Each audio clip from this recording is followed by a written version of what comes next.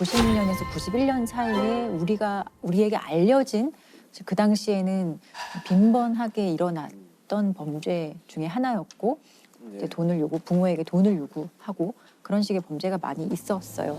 서울 구정국민학교에 다니는 10살 이분이 유괴된 지 한 달 반 만에 시체로 발견됐고 범인은 가족에게 40여 차례나 돈을 요구하는 전화를 걸어왔습니다. 지난 7일 청담국민학교 3학년 김희 어린이를 유괴한 범인은 김군을 살해해놓고 돈을 요구했습니다. 지난 6월 가짜 여대생 홍순영 양에게 살해된 곽 양의 경우도 그랬고 지난 87년 12월 함효식 씨에게 살해된 원 양의 경우도 그랬습니다. 그 91년도에 이런 유괴 사건이 많기 때문에 그 교육부에서 실종 유괴 어린이 찾기 및 예방지도 계획이라는 것을 발표했는데 거기에 보면 일단 이렇게 하지 마라라는 게 좀 얘기가 나와 있어요.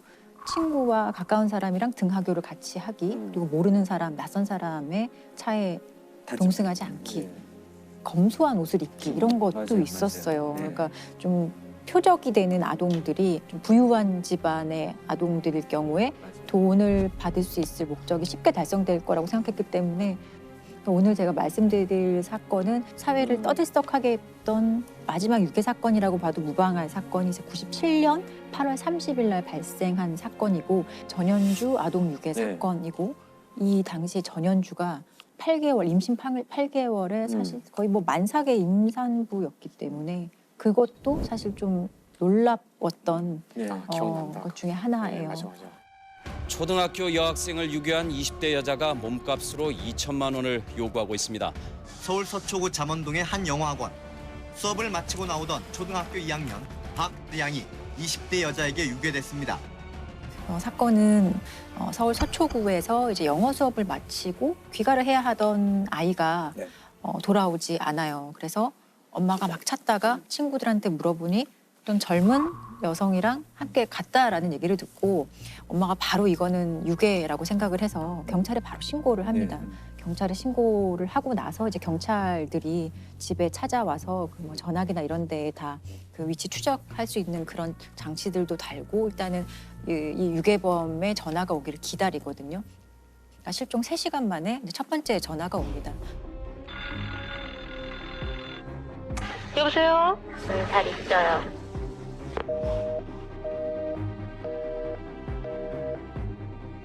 첫 번째 전화는 너무 짧게 통화를 해서 그냥 아이는 잘 있다 요 정도로만 전화를 하고 말거든요. 그래서 통화 시간이 너무 짧아서 어디서 전화가 오는지 그 위치 추적을 그 경찰이 전혀 하지 못해요. 그리고 이게 다음 날 31일이 되어서 다시 한번 전화가 옵니다. 그때는 조금 전화를 길게 해서 이 유괴범의 어떤 전화하는 장소를 특정하는데 이 당시 유괴범의 요구 사항이 2천만 원을 가지고 명동 어딘가로 나오라는 얘기를 합니다. 잘 있어요. 우리 애기 뭐 밥은 좀 먹나요? 원하시는 게 뭔가 좀 얘기 좀 해주시겠어요? 2천만 원을 주세요. 2천만 원이요? 아니요, 시간 끌 것도 없고. 한다거나 딴 기술에서 그 카드가 우리 손에 못 들어오면 그렇다면 못 보는 거지. 아, 그러면은 어디서 전화를 했는지 발신 추적을 했더니 명동에 있는 한 공중전화에서 발신 이력이 있다라고 해서 그 공중전화를 사실 거의 떼가서 거기에 있는 지문까지 채취를 하는 식으로 사실 노력을 하거든요. 이 당시만 해도 아직 이게 공개 수사가 되기 전이에요. 그래서 사회적으로 사람들은 다 몰랐던 상황이고 그래서 이제 공중전화 인근에 있던 시민들에게 인상착의를 물었는데 시민들이 키가 작은 젊은 여성이었다 이런 얘기를 합니다. 그리고 이후에 같은 날 밤 9시에 한 번 더 전화가 오거든요. 그날 전화에서도 다시 똑같은 얘기를 합니다. 2천만 원을 가지고 어디로 오라라고 얘기를 하고 근데 이미 명동에서 발신된 이력이 있기 때문에 형사들이 명동에 이미 가 있었거든요. 그래서 통화하는 동안에 이 발신의 위치를 확인을 하거든요. 그러니까 명동의 한 카페에서 전화가 걸려왔다는 걸 확인하고 전화를 거의 하는과 동시에 경찰들이 그 현장 카페에 막 올라가요. 출입문도 하나밖에 없었고 출입문도 이제 봉쇄를 하고 현장의 카페 안에 있던 사람들을 이제 다 확인을 하는데 당시에 13명이 있었고 12명의 여성과 한 명의 남성이 있었다고 하거든요. 그중에 특히나 이 전현주는 당시에 임신을 하고 있었는 누가 봐도 임신부의 모습이기 때문에 지금 너무 내가 놀라서 너희가 이렇게 경찰이 들이닥쳐서 출입문도 봉쇄하고 사람들을 막 조사하니 아이가 너무 막 놀라서 내가 바로 병원을 가봐야겠다 이런 식으로 해서 현장을 자꾸 나가려고 해요. 근데 막 사람들도 주변에서 임신부가 저러니까 내보내줘야 하는 거 아니야 라고 생각을 했고 경찰도 사실은 딱히 설마 특별한 용의점이 없기 때문에 결국 이 임신부 여성의 그 지문만 채취하고 그냥 돌려보내줬고요. 나머지 현장에 있던 사람들도 간단한 신분 조회와 지문 채취만 한 후에 이제 그 카페에서 이제 나갈 수 있게 해줬습니다. 그렇게 좀 사건은 일단 종료가 되고 결국 범인 검거는 못한 거예요. 비공개 수사 기간 동안. 그래서 실종된 지 5일 만에 경찰이 이제 공개 수사로 전환을 하고 공개 수사로 전환을 하자마자 정말 전 국민적인 관심과 또 이 피해자가 살던 지역에서 거의 모든 동네 사람들이 나와서 막 찾고 또 인터뷰도 하고 각종 제보도 막 쏟아지기 시작을 하거든요. 어떻게 얘기하면서 애를 데려가든가요? 그 언니가 오면서요. 우리 좀 가서 여기 다니냐 그랬어요. 쌍둥이 2명하고 또 웃으면서 이렇게 얘기하면서 엘리베이터 타는 걸 봤습니다. 수업이 끝난 뒤 학생들은 유괴 용의자의 수배 전단을 손에 쥐고 거리로 나섰습니다. 한편 서초 구민들도 내일 저녁 양을 찾기 위한 긴급 반상회를 개최하기로 했습니다. 그런데 계속 잡지 못하다가 한 9월 11일경에 어떤 중년 남성한테 전화가 와요. 네. 경찰에. 전현주의 아버지였어요. 그래서 왜 전화를 했는지 들어봤더니 전현주가 집에 며칠째 들어오지 않는다. 내 딸이 들어오지 않는데 내 딸 집 앞에 며칠째 계속 형사들이 좀 왔다 갔다 한다. 왜냐하면 그때 카페에서 있었던 그 안에 사실 범인이 있는 거잖아요. 현장에 그 13명에 대해서 경찰이 계속 확인을 좀 했던 거예요. 그래서 경찰이 이 협박했던 그 목소리가 있잖아. 2천만 원을 달라라는 그 목소리를 들려주니 네 아버지가 내 딸이 맞다라고 했고 그리고 지문을 그 공중전화에서 채취한 지문과 전현주의 지문을 확인해보니 일치하는 것도 이제 경찰이 확인을 했어요. 그래서 전현주가 이제 범인으로 완전히 특정이 되고 결국에는 실종 14일째에 그 전현주는 신림동의 한 여관에서 체포가 됩니다. 아이는 어떻게 됐죠? 아이는 안타깝게도 유괴를 해간 당일에 이미 목 졸라 살해했던 걸로 밝혀졌어요. 이후에 집에 전화하면서 돈을 요구했을 때도 이미 아이는 세상에 없었던 상황이거든요. 오늘 검거된 방대한 유괴 용의자 중 한 명인 전현주 씨가 지금 서초경찰서로 압송되고 있습니다. 경찰은 전 씨가 일단 1,000여만 원의 카드비 때문에 신결동집이 차압당한 적이 있는 데다 지난 1일까지 값으로 껴있던 300여만 원의 카드빚을 갚지 못해 범행을 저지른 것으로 일단 보고 있습니다. 오늘 오후 12시 30분쯤 서울 사당동 51살 이모 씨의 2층 건물 지하실에서 방향은 싸늘한 시신으로 발견됐습니다. 양은 목이 졸려 숨진 듯 목시 위에 상처가 있었고 입과 코에는 청색 테이프가 붙여져 있었습니다. 아니 실종 14일째면은 흔히 말하는 골든타임을 놓친 거 아닌가요? 네, 실종 사건의 골든타임은 3시간이에요. 3시간 이내의 아이를 찾으면 생존 확률이 75%이지만 그 시간 안에 찾지 못하면 사실 사건도 장기화되고 아이가 살아있을 확률이 현저하게 확 떨어지는 거라고 하거든요.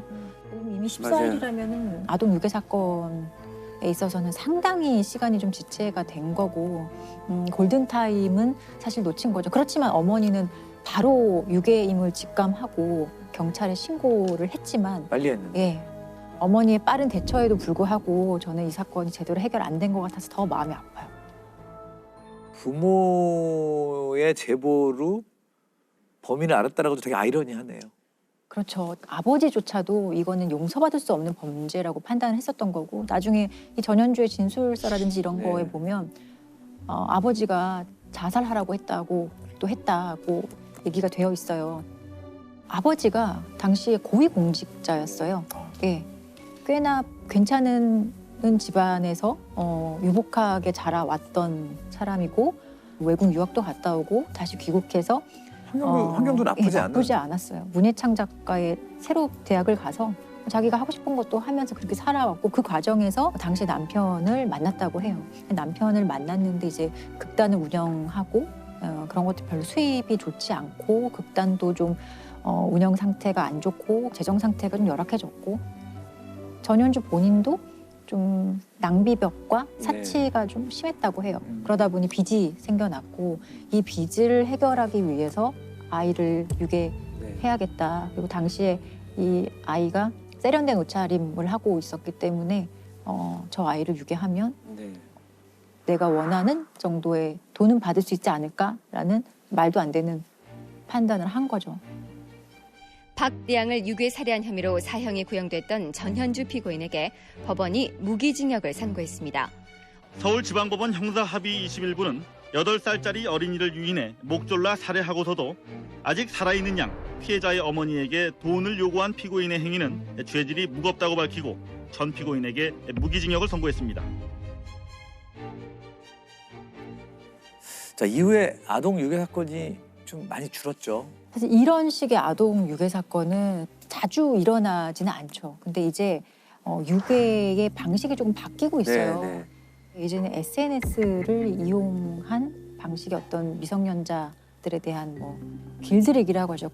그 아이가 스스로 그 가해자의 어떤 영역에 들어올 수 있게끔 하는 방식으로 많이 변화하고 있거든요. 두 가지 사건을 말씀드리면 2021년 10월에 이제 서울에서 일어난 일인데 계속 SNS로 이 피해자랑 가해자가 좀 오랫동안 친분 관계를 쌓았어요. 다이렉트 메시지, DM이라고 하죠. 그런 것들을 보내면서 가해자는 남성인데 성인 남성인데 자기가 15살의 여자 중학생인 것처럼 피해자한테 얘기를 하고 계속 친밀한 관계를 이어갔거든요. 피해자는 9살 여자아이였어요. 그래서 한 1년 동안 이런 식으로 SNS 통해서 관계를 친분 관계를 이어갔던 거거든요. 그래서 어느 날 만나자. 처음으로 이제 밖에서 만나자라고 해서 밖에서 만나는데 이 사람은 15살의 여자 중학생이 아니었던 거죠. 그래서 이 아이가 사라져서 출석 학원에 가지 않아서 선생님이 부모님한테 얘기를 하거든요. 아이가 안 왔다. 그래서 막 신고하고 경찰이 대대적으로 수색을 해보니 이 아이가 어떤 남성과 나란히 걷고 있는 상황을 발견하거든요. 그래서 남성 검거에서 확인을 해보니 남성이 다 범행 일체를 자백했어요. 그래서 이 자기가 사는 지역으로 이 여자아이를 데려가려고 했다 이런 식으로 자백을 하거든요. 이것도 어떻게 보면 새로운 방식의 신종 유괴일 수 있거든요. 네, SNS상에서 여성 행세를 하며 친분을 쌓은 뒤 어린이를 깨어낸 20대 남성이 현장에서 경찰에 검거됐습니다. 사건 현장 인근에 지구대 직원들이 신고 접수 2시간 만에 남성을 찾아내 현장에서 체포하면서 납치 등 큰 범죄로 이어지지 않았습니다. 경기 성남중앙경찰서는 A씨에게 미성년자 약취 유인 혐의 등을 적용해 구속했다고 말했습니다. 범죄 특성상 아동을 불러낸 구체적인 이유를 밝힐 순 없지만 피의자 조사를 통해 분명한 범행 의도를 파악했다고 덧붙였습니다. 또 다른 사건은 정말 직접 아이를 데려가는 방식이 아니라 그 아이가 나에게 오도록 하는 방식 중에 하나인데 서울에서 일어났던 사건입니다. 이것도 2021년 12월에 한 오피스텔에서 일어난 사건인데 SNS를 통해 알게 된 아이를 협박을 해서 당시에 아이가 13살이었거든요. 근데 20대 남성 2명이 어느 오피스텔로 오라고 얘기를 해서 이 친구가 별 의심 없이 가요. 근데 갔더니 11시간 동안을 보일러실에 이제 감금하고 성폭행을 하거든요. 현장에는 22살 조모 씨 등 남성 2명이 있었고 A양은 보일러실에 갇혀 있었던 겁니다.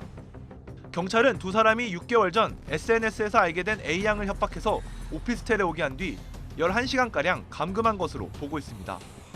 이 과정에서 경찰은 성폭행을 당했다는 A양의 진술도 확보했습니다. 경찰에 검거가 됐을 때 합의하에 성관계 한 거다라고 이렇게 뻔뻔한 태도를 보이고 나중에는 고등학생인 줄 알았다 이런 식으로 좀 뻔뻔한 태도를 보입니다. 이 사건 두 가지만 놓고 보더라도 굳이 돈이 목적이 아닌 거죠. 유괴의 목적이 과거에는 돈을 받기 위한 수단으로 활용이 됐지만 지금의 유괴 방식은 성폭력을 목적으로 한 유괴 범죄로 좀 변질되고 있는 상황인 거죠. 이 범죄 가해자들의 특징이 결국 이거는 친절을 베푸는 것으로 시작을 하거든요. 이게 이제 정도의 연령의 아이들이 좋은 사람인지 나쁜 사람인지를 구분하는 기준에 대해서 되게 모호합니다. 그래서 제가 여러 차례 이렇게 학생들한테 너는 좋은 사람이 어떤 사람이야? 라고 물어보면 친절하고 잔소리 안 하고 뭐 이런 거잖아요. 그 사이를 파고드는 것이 가해자들의 대표적인 수법이고요. 그리고 엄마 아버지는 어쨌든 다그치는 일이 많고 하니까 엄마 아버지하고 다른 톤으로 이야기를 해주는 사람과의 친밀감이 생길 수가 있거든요. 친밀감이 뭔가 자기가 이제 부모님 모르게 비밀을 하나 갖고 있다라고 하는 어떤 자기가 또 어른이 된 것 같은 이런 느낌을 이제 자극을 하죠. 그러니까 이게 예전에 유괴 거리에서 만나서 뭐 어디 갈까 이거하고는 차원이 다른. 아이의 SNS도 조심해야 되지만 부모님들의 SNS도 조심해야 돼요. 맞아요. 그 쉐어렌팅이라고 혹시 들어보셨어요? 쉐어렌팅. 예. 쉐어와 페런팅의 합성어인데 쉐어라는 게 이제 공유하는 나누다. 거고 페런팅 양육이란 뜻인데 SNS에 어떤 아이의 양육 상황이라든지 아이에 대한 그런 정보를 이제 올리는 것, 그러니까 게재하는 것을 쉐어렌팅이라고 이제 표현을 하고 우리나라에서도 이제 이 용어가 조금 이제 확산이 되고 있는 것 같아요. 예. 육아일기 같은 건가요? 그렇죠. 일종의 아이의 성장 앨범 수준으로 사실 SNS를 활용하고 있거든요. 사실 아이는 너무 귀엽기 때문에 부모 입장에서는 다 보여주고 싶은 마음도 인간의 본능이 하나일 수 그렇죠. 있어요. 예. 그렇지만 이 쉐어런팅 때문에 사실은 이게 아이들이 이제 범죄에 노출되는 상황이 정말 많아지는 거예요. 특히나 거기에 또 파고드는 네, 그러니까 이제 유괴 범죄에 활용될 수도 있고요. 이게 신분 도용 범죄에 활용될 수 있는 상황이 된 거예요. 실제로 이제 이 한 우리나라 방송사에서 이 쉐어런팅의 위험성에 대해서 실험을 한 적이 있어요. 밖에서 놀이터에 앉아 있는 아이한테 다가가서 엄마가 몰래 차에서 지켜보고 있거든요. 그리고 이 새로운 젊은 여성은 정말 아이랑 처음 보는 상황인데 아이에게 다가가서 이 SNS를 통해서 파악했던 정보 몇 가지를 아이에게 툭툭 던져요. 부모의 이름, 그리고 초등학교의 이름, 그리고 동생이 다니는 유치원의 이름, 최소한의 SNS를 통해서 얻은 정보만 아이에게 이제 전달을 했더니 어떻게 알지? 아이가 뭐 이렇게. 엄마랑 아는 사람이구나 그렇게 생각을 하고 재밌는데 따라갈래? 갈까? 하니까 다 따라가더라고요. 또 이게 나중에 그 중학교, 고등학교 뭐 아니면 초등학교 고학년만 돼도 학교 폭력에도 활용되는 경우도 되게 많아요. 사건을 하다 보면 어렸을 때 되게 수치스러운 사진을 이제 막 서로 공유하면서 이 아이를 놀리거나 따돌리거나 하는 경우도 발생을 해요. 그래서 그런 것들을 좀 고려할 때 아예 최소한의 사람들하고만 공유를 하고 불특정 다수에게는 공개하는 것들은 좀 위험한 일일 수 있다. 위험할 수 있겠네요. 충분히 위험하다고 봅니다. 그러니까 요즘 아이들의 유괴라든지 하여튼 그런 방식이 바뀜에 따라서 아이를 보호하는 방법도 굉장히 여러 가지로 좀 바뀌어가야 될 것 같다는 생각이 드네요. 그래서 법률도 이제 좀 이런 것들을 강화하고 있는데 2005년에 이제 실종 아동 등의 보호 및 지원에 관한 법률이 최초로 제정이 되었고 이제 개정된 실종 아동법에 따라서 실종 경보 문자가 이제 재난 문자로 오거든요. 그리고 저도 되게 많이 받아봤어요. 그래서 어디에서 인상착의를 설명해주고 어디서 실종되었다 보신 분들은 뭐 빨리 연락 바란다고 하고 그리고 또 뭐 몇 시간 있다가 그 사건은 어디서 종결됐다라고 실종 경보가 해제되었다는 문자까지 그렇죠. 오는데 해제까지 오더라고요. 네, 저 되게 자주 받았거든요. 근데 사회적으로 보호 대상인 사람들의 어떤 실종 문제를 적시에 해결할 수 있는 좋은 제도인 것 같아요. 그리고 그 2012년부터 이제 활용되고 있는 지문 사전 등록제라고 있어요. 이거는 꽤 10년 이제 가까이 된 제도인데 18세 미만 아동들의 그 지문을 이제 사전에 등록하는 거예요. 그래서 이게 가까운 경찰서 가시거나 안전드림 어플리케이션이라는 데 가시면은 직접 그냥 본인이 하실 수도 있거든요. 보건복지부의 이제 분석 결과에 따르면은 사전에 지문이 등록되지 않은 실종 아동을 찾는 데는 평균 81시간이 걸렸다고 하는데 지문 등록이 되어 있으면은 평균 46분으로 크게 이제 시간이 감축된다고 합니다. 분대로 떨어지네요. 좀 많은 분들이 관심을 가지고 좀 활용하셨으면 좋겠어요. 예. 또 이거 자율이니까